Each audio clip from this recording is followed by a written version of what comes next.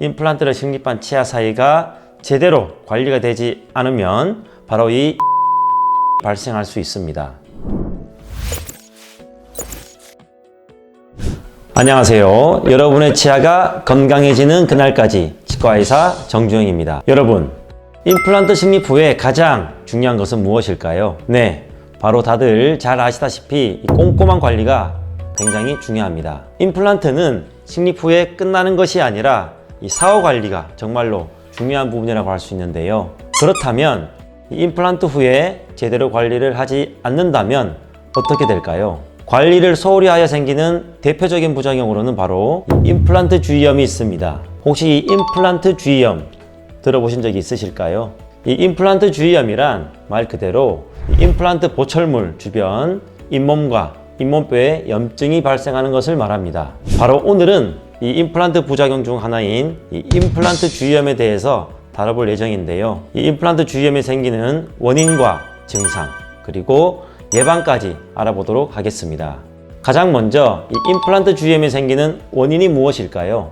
염증이 생기는 원인은 구강위생 불량, 흡연, 음주, 당뇨, 세균 감염 등 굉장히 다양한데요. 이 중에서도 특히 대표적인 것은 임플란트 사이의 틈이 제대로 관리가 되지 않아서 생기는 경우가 많습니다. 이 임플란트도 자연 치아와 마찬가지로 이 치아 사이 틈이 존재하는데요. 이러한 틈에는 역시 음식물이 끼기가 쉽습니다. 음식물이 낀 채로 방치를 하신다거나 임플란트를 식립한 치아 사이가 제대로 관리가 되지 않으면 바로 이 임플란트 주위염이 발생할 수 있습니다. 그렇다면 이 임플란트 주위염의 증상은 어떤 것들이 있을까요? 대표적인 증상으로는 잇몸이 많이 내려가거나 심한 입냄새 또는 양치질 할 때 이 임플란트 주위에 발생하는 출혈이 있습니다. 그 중에서도 가장 치명적인 증상은 바로 이 임플란트를 식립한 주변의 잇몸뼈가 녹아내리는 것입니다. 만약 이러한 증상이 심해진다면 어렵게 심은 임플란트를 뽑아야 되는 상황에 이를 수 있는데요. 그렇다면 이 임플란트 주위염을 예방하고 임플란트를 건강하게 오래 사용하기 위해서는 어떻게 해야 될까요? 첫 번째로 바로 꼼꼼한 양치질입니다. 양치와 관련된 이야기는 저번에도 다루었지만 이 치아 건강의 아주 핵심이라고 할 정도로 정말 중요하다고 할 수 있습니다.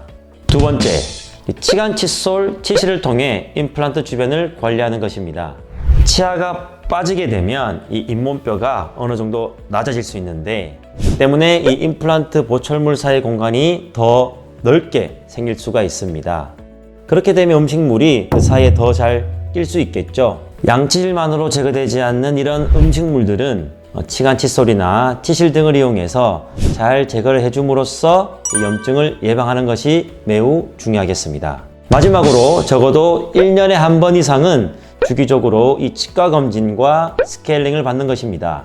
이 임플란트 염증이 생기는 경우는 보통 이 정기 검진을 소홀히 해서 본인의 이 치아 상태를 모르고 오랫동안 방치하는 경우가 많습니다. 따라서 이 주기적으로 치과를 방문하셔서 나의 치아 상태를 체크하는 것도 아주 중요하다고 할 수 있습니다. 오늘은 임플란트 부작용 중 하나인 이 임플란트 주위염에 대해서 알아보았는데요. 임플란트를 했다고 끝나는 것이 아니라 이 주기적인 관리가 더더욱 중요하다는 점 꼭 기억하시고 여러분의 치아를 건강하게 잘 지켜나가길 바라겠습니다. 오늘의 영상이 도움되셨다면 좋아요와 구독 눌러주시면 감사하겠습니다. 여러분의 치아가 건강해지는 그날까지 이상 치과의사 정주영이었습니다. 감사합니다.